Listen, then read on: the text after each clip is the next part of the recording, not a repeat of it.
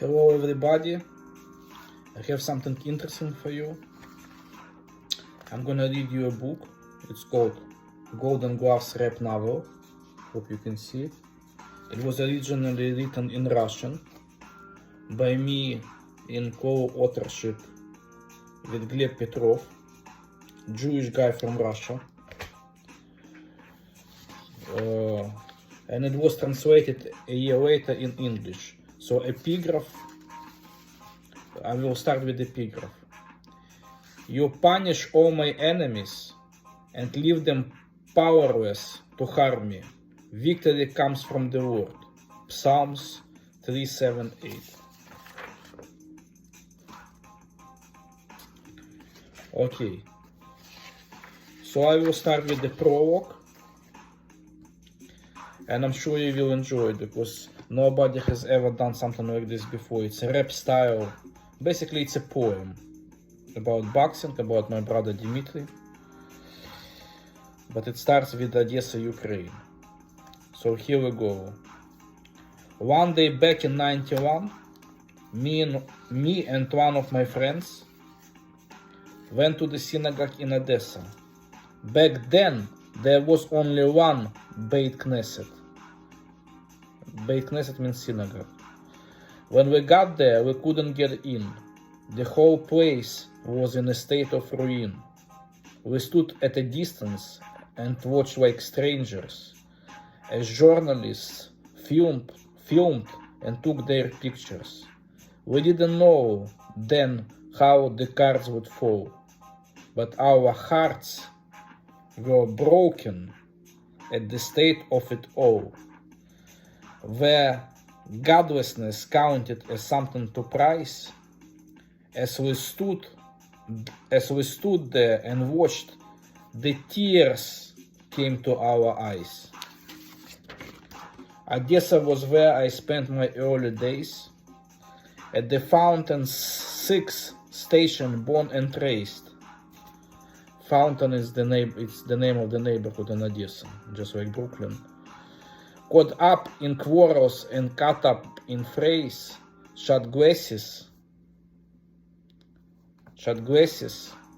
vodka and purple haze, sweating and shaking from the withdrawals. And don't you know, we paid for it all. The boat to Haifa, as you know, is the city in Israel. The boat to Haifa took my best friend away. By the way, his name is also Dmitry, like my brother's Dmitry. Last name Kilimnik. He lives in Holon, Israel. The boat to Haifa took my best friend away. I didn't make it. I was high that day. I have nothing to repent of. I don't blame anyone. I know everyone's human, and I love my home. In my sleep, I could tell you all 16 stations, but I couldn't stay any longer in this situation. There were 16 stations in Fountain, like 16 stops. So, in my sleep, I could tell you all 16 stations, but I couldn't stay any longer in this situation. Our Jewish people, under such persecution, looking on all that was happening around me, I just wanted to get on a boat and leave. Some would call it useful fancy, but I couldn't just leave my family. In Odessa, the tension was rising.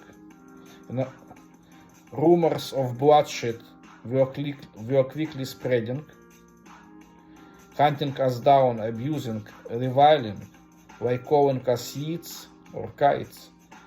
The insult kept coming.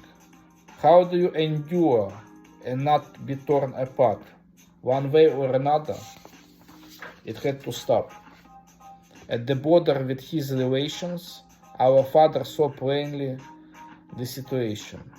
We had no idea the chop station. We were headed for confrontation. Chop station is a last stop before on the border of Russia. After Chop, it starts like Europe, I think Romania. So this is the story my father told. about the man with violin. Before the guards stood a towering man. You thugs, give me back my violin. It's my lifeblood, my vacation. Don't take from me my only provision. They answered absent-mindedly, with valuables you cannot leave. They did not realize or care. The violin was nothing rare. For 10 days he lived at the station. For 10 days he lived at that station, unshaven, unkempt, and smelling of urine. Basically, they tortured him because he was Jewish.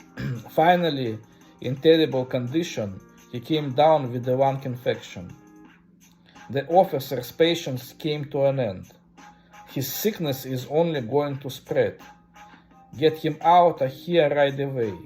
He can grab his balalaika on the way. There was really nothing to laugh about. We had no choice, we had to get out.